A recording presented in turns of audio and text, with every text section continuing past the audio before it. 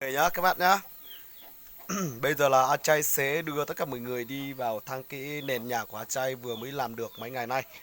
Thì cái khả năng của A Chay là mình sẽ làm một cái nhà nhé các bạn. Bây giờ A Chay chưa có nhà ở đâu các bạn ạ. A Chay chỉ ở cái túc tắc cái nhà bé bé thôi. Thì chắc là các bạn không biết là A Chay buôn bán rau mèo thì chắc là A Chay có tiền lắm các bạn ạ. A Chay thực sự chia sẻ cho tất cả mọi người là gia đình A Chay là một à, chàng trai mù quay, cha từ lúc 6 tuổi đó các bạn. Thì A Trai ở với mẹ, bây giờ là mẹ già yếu sức. A Trai thường là gia đình với bạn thân của A Trai thôi. Bây giờ là mình sẽ đầu được một cái nền nhà, và tất cả cái số tiền mà mình muốn làm nhà này là mình phải đi vay vốn ngân hàng thôi. Thì có khả năng trả được hay không thì tùy vào cái khả năng của mình. Thì bây giờ A Trai sẽ vào đây để cho tất cả mọi người cùng xem về cái nền nhà của A Trai. Bây giờ chắc là A Trai nói thực sự cho tất cả mọi người, mình sẽ vào vùng cao để khám phá những người ẩn thực, những người nghèo nằm trên vùng cao cho tất cả mọi người xem. Do A Trai muốn mà bán một số rau mèo ấy, A Trai với anh trai mình làm được thì mình sẽ bán cho tất cả mọi người dùng thử rau mèo của A Trai từ gia truyền của gia đình mình ấy. Thì trước kia ông bố với ông nội của mình thì là thợ rèn, thì bây giờ nó cũng rèn thì mình cũng để lại như thế thôi. Chứ thực sự của mình là một niềm đam mê về YouTube. Mình sẽ chia sẻ những nỗi buồn, nỗi khổ và cái cuộc sống vùng cao của tất cả mọi người trên vùng cao mình ấy. Thì bây giờ là tất cả mọi người đã nhìn thấy A Trai rồi. Ai thích thì có thể nhớ đăng ký và like chia sẻ video cho tất cả mọi người cùng xem. A Trai sẽ đi coi những người nghèo nhất trên vùng cao mình.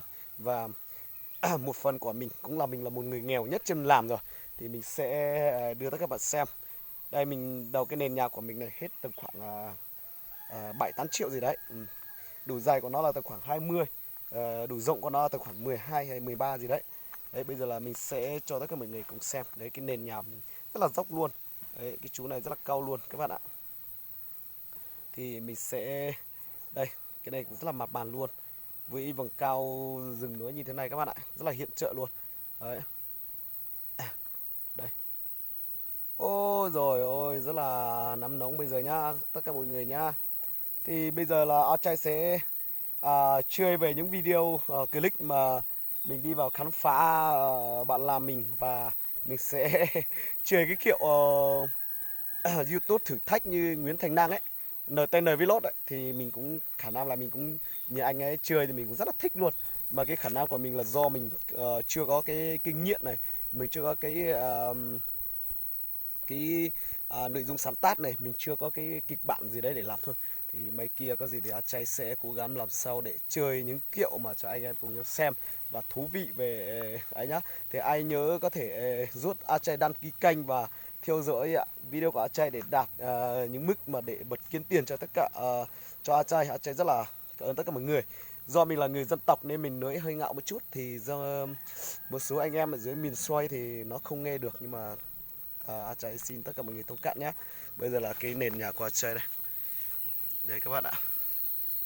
Mình vừa cắt tóc xong. Tóc ngắn đi khá nhiều rồi. Đây, cái nền này rất là bàn nhé các bạn. Đấy, khá là bài. Thì mong tất cả mọi người hãy ủng hộ mình. Bàn nút đăng ký và like chia sẻ video cho tất cả mọi người xem. Có gì thì mình sẽ có lời cảm ơn tất cả mọi người nhé. Chúc tất cả mọi người xem video vui vẻ, có thể đăng ký và theo dõi video tiếp theo của A Trai. Mình sẽ khám phá những ẩm thực, đời sống thực thà trên này của dân tộc mình cho tất cả mọi người cùng xem nhé. Chào tất cả mọi người.